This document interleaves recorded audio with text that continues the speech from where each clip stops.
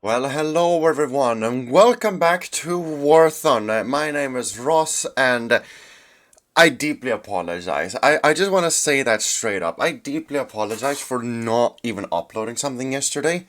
Um, I'll explain it quite briefly. I hope to anyway. Fallout London has now released, which some of you probably know from, big YouTubers like TKS Mantis or Jabbo, making videos on it. I will too, once, I get my hands on it. But well, okay, I'll just say it as it is. I'm way too stupid to figure out how the hell to download it. Um, and so I was gonna have a friend help me install it, but he wasn't really available, and so I waited an entire day, hoping, for him to come and help me install it, and then, I would record that yesterday. It never happened. So here we are. On a different note, today we were gonna give a look to the STRFs, the stridsfordons, or in English, the combat vehicles. We're gonna be using the 9030 Fin and the 9040B. Now, a short little history lesson as always, because I just really like it. During the later stages of the Cold War, the Swedish army wanted to, dare I say, unify a lot of their mixed vehicles in their army. Sweden at that point had a lot of anti-tank vehicles, like, let me just show you. That's airplanes. These things. The PBVs and whatnot, these specific anti-tank vehicles and shit like the IKVs. But they wanted to try to unify them under one vehicle. And so they try to come up with a vehicle that, had the firepower, the protection, the mobility, the, well, cost to be effective. And eventually, they came up with two different variants. They came with the STRF 9040, which uses a 40mm cannon, and the CV 9025, which would have used a 25mm Bushmaster gun. I believe the same one found on the Bradley. They have been in service with the Swedish Army since, I believe, 1993 they were entered in service. Correct me if I'm wrong about that. And they've received continuous upgrades ever since. Both in armor, like on the 9040C. And I think the 9040, oh god, which one would that be? The D variant, which I think gets an Iron Fist active protection system. Please correct me if I'm wrong about that as well.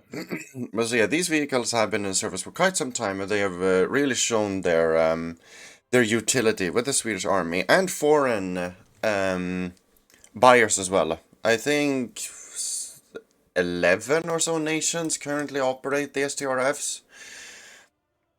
But yeah, these vehicles in War Thunder are very, very nice because well, they got thermals, they got a laser rangefinder, and a very, very quick firing APFS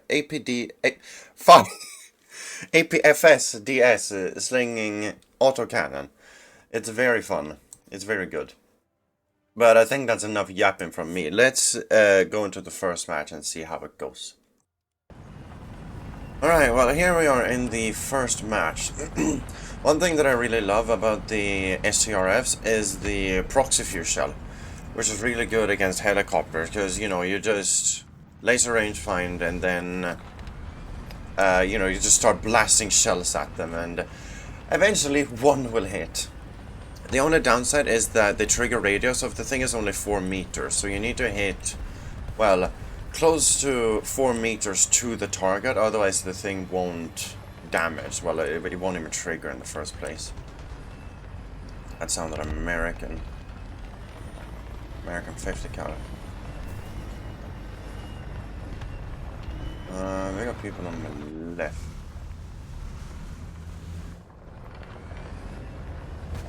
Okay, this is a really cheeky little vehicle, because you can just sit and wait for people. And the APFSDS is so strong you can easily punch through people's sides. Even sometimes the front. Hello!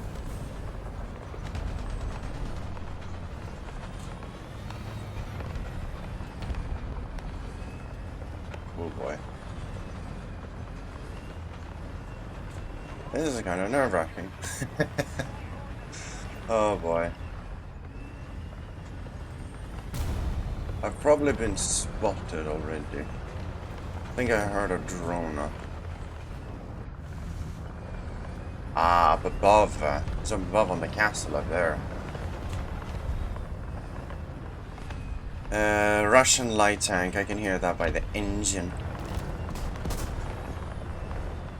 Smoking, alright.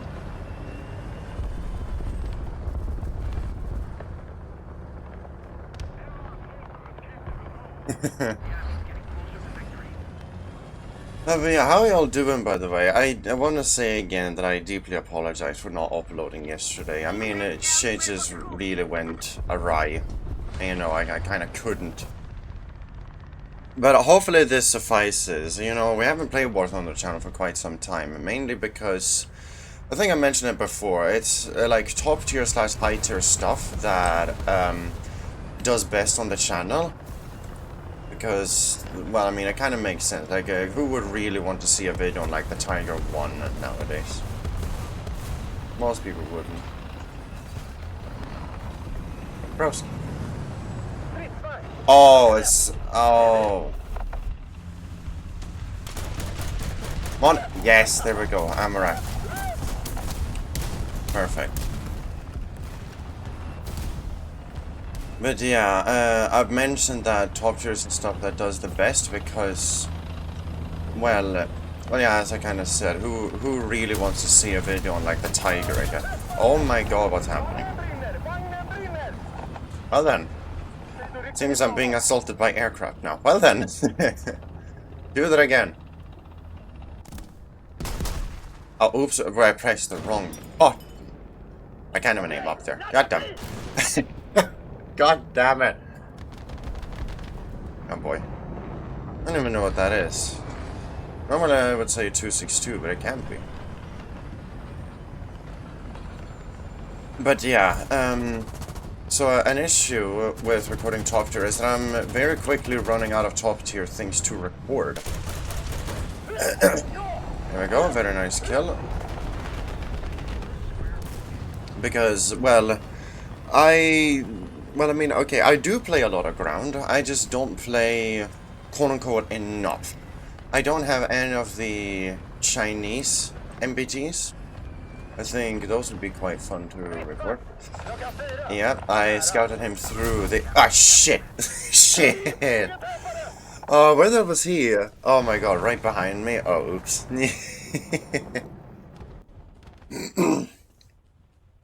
No, but yeah, I don't have something like the Leclercs or, hi. The Leclercs, the WZ, sorry, well yeah, the ZTZs, the later Abrams tanks. I don't really have any of them, which kind of sucks, because I feel like those vehicles would be very fun to record. But, you know, I feel like IVs are like that odd thing that not a lot of people know how to play properly. And that thing that is really, really fun once you know what to do. Yeah, we're losing C now as well. So to briefly go over the differences between the 9030 is, well, as you can probably imagine with my explanation earlier, this thing uses a 30mm gun instead of a 40. Thing uses, yeah, the 30mm Bushmaster. So what this thing is compared to the 9040 is that this thing is quote-unquote belt-fed. That the ammunition is, like, there is no big reload cycle, there's no, like, ready rack for this thing. You just fire and a new belt is immediately put in once the belt has been expended. Which means you can just hold down the trigger until you run out of ammunition, which is very nice. It's a very nice little change. But because it's a 30mm compared to a 40, obviously less pen. How much pen do we have? 87mm. That should be more than enough to go through side of T-series MBTs.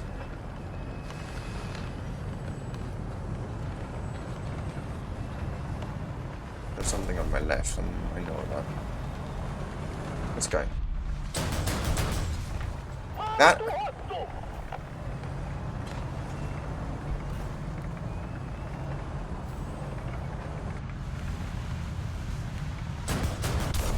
Ah, come on! Yeah, the fire rate of this thing is not the greatest. Other, like, if I was in the 94 there, I could have probably gotten this barrel. God damn it, dude. Yeah, that's how stuff can go sometimes. That right there, I mean, can I say that that was me playing badly there? I mean, I guess I could. I probably should have tried to back up, but I feel like the 90-30, you can't play as aggressively because of the lower fire rate. Sorry, just accidentally tabbed out there.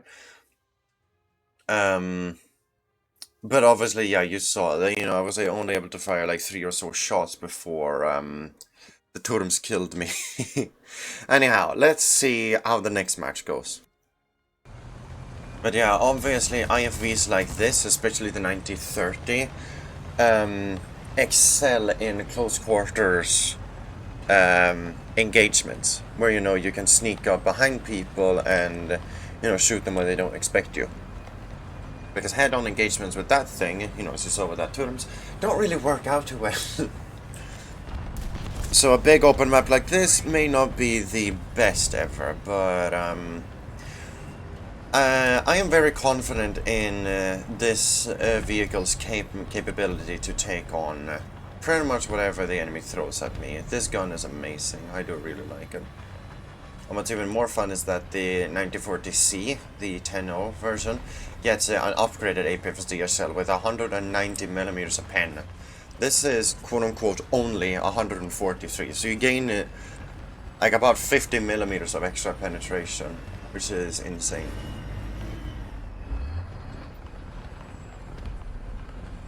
Alright, let's see what we can find. I was expecting a lot more resistance up here. Well, would you look at that.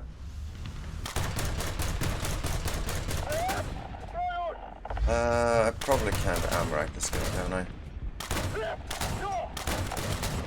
Not yet, no.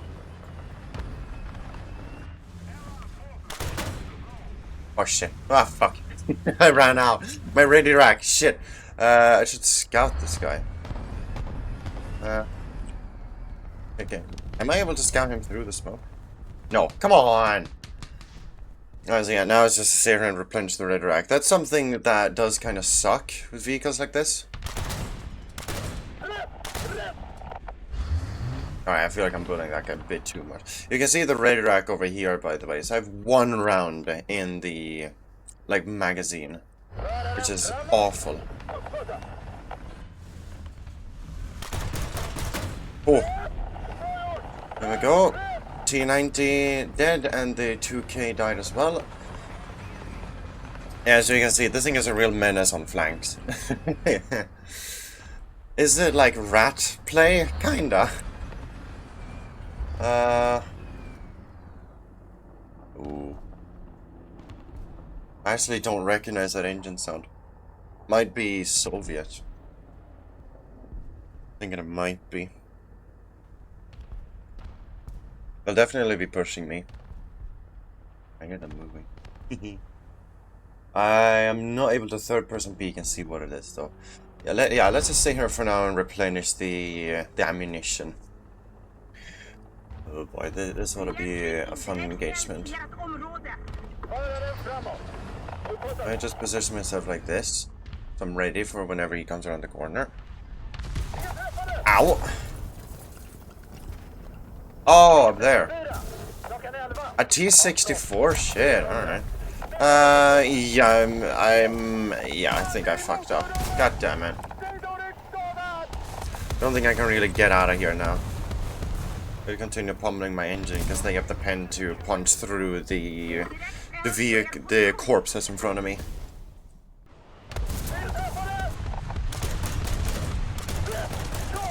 Oh shit, I can actually hit him through the corpse? Really? Ah, shit.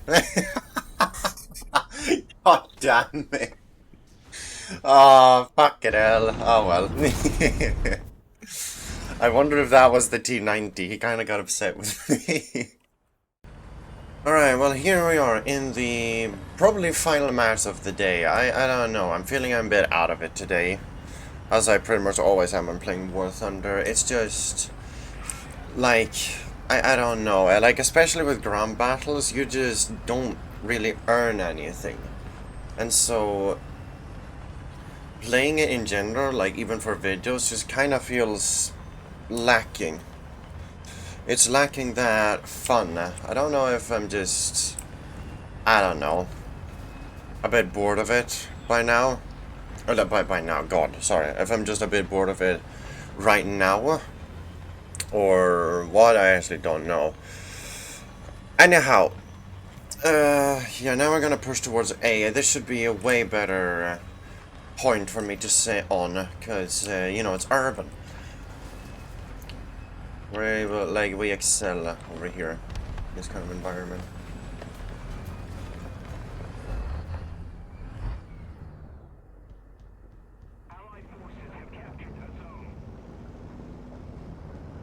I hear you.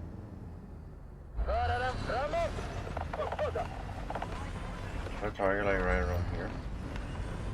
No, it's over here. Shit! Oh, god damn it. There wasn't anything I can do. There was a 105, but god. Fuck it. If I was in the 9040C, I could have maybe survived. I realized, like, at the last second that, oh shit, the guy's gonna be right around this corner. I should probably turn my hull. I don't think that would have saved me anyway, because, yeah, that 105 APFSD does not really care too much. God damn it. That kinda sucks.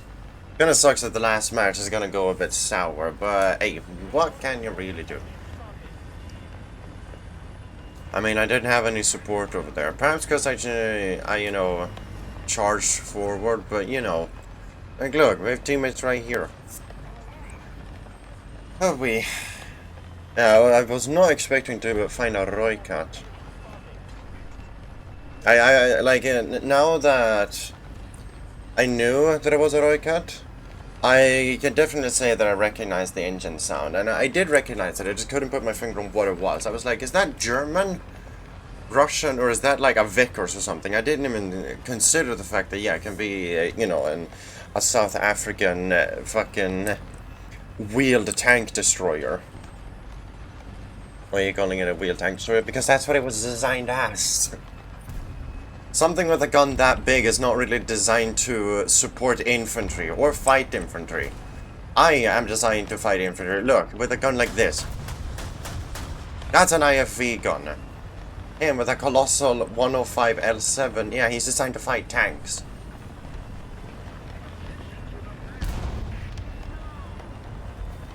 Ooh.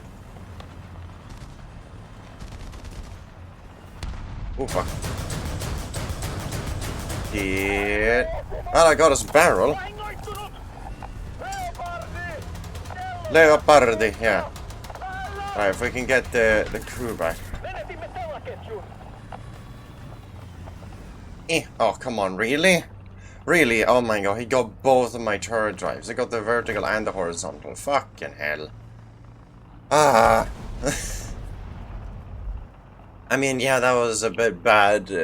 Well, yeah, I'd say that was bad positioning on my part, because I should have expected that guy. I saw him way too late. Like I was completely blind there. That was totally my fault. Ah, Jesus. This last match is not going too well, is it? Jesus. Alright. Let's see what we can do on A. If we can find the Roycat, or at the very least take the point itself. Look at the entire. Look at this. The entire back of my turret is fucked up. God damn it, dude. Alright, let's see. Oh, there was Khalid somewhere. Oh boy. Khalid's dangerous. Khalid is spooky because it's a, what is it? It's a chieftain with a challenger engine, meaning that it's actually quite fast. It's a very speedy little boy. Little, it's a fucking huge vehicle. Yeah, that's another thing that most people don't really know. I'm just gonna ramble on real quick. I personally have worked in a tank museum, in Sweden's largest tank museum. Um, and tanks are so much bigger than people imagine. Like, for those of you, probably Americans, who, have a lot of museums and, see a lot of vehicles, you'll say, yeah, obviously tanks are huge, but like, a Tiger 2.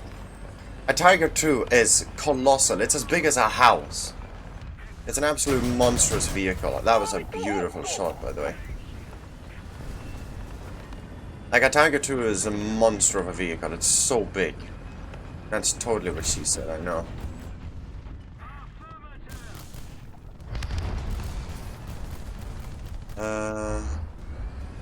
Got no visuals of anything out there. Do I have an LRF? I do get an LRF, I don't have it. God damn it. Well, let's see if we can push over this open field. But even something like a Sherman, I remember. Oh, God damn it! Really? Where was he? Oh, sweet Jesus Christ! Okay. Well, that kind of sucked. But yeah, just to finish that string of thoughts and sentences, like I've seen a tiger too in real life, and like you can look at this thing, you can look at the X-ray and say that guy is standing up. This thing must be quite big, but it's so much bigger than you imagine. Like some of you may have watched Iron Armenian's video on the Bovington Tank Museum, where he literally can lay on the tracks of the Tiger 2, and it's still wide enough like to give him room. It's like the size of it's like the width of a bed. It's like a Tiger 2 especially is such a colossal vehicle. It as I said, like you can look at it and say, yeah, that's a human compared to this tank. It must be big, but until you see it for yourself, and like as I said, even something like a Sherman, like this thing, if we can load, there we go. Like even something like a Sherman is really freaking tall. Like it's a big thing, which really surprised me because, well, like yet again, like you look at an X-ray and you play these vehicles in the game. You look at a human in the vehicle and you're just like, yeah, this thing is quite big. But you look at the human, you look at the tank, you're just like, yeah, you reach about up to here. Most people don't. Maybe because people are short in Sweden, but like a Sherman is big. Like it's really freaking big. I don't know if at the museum I worked I had like an upscaled model or what, but the vehicle, like even a T-34-85 is a huge hulking beast.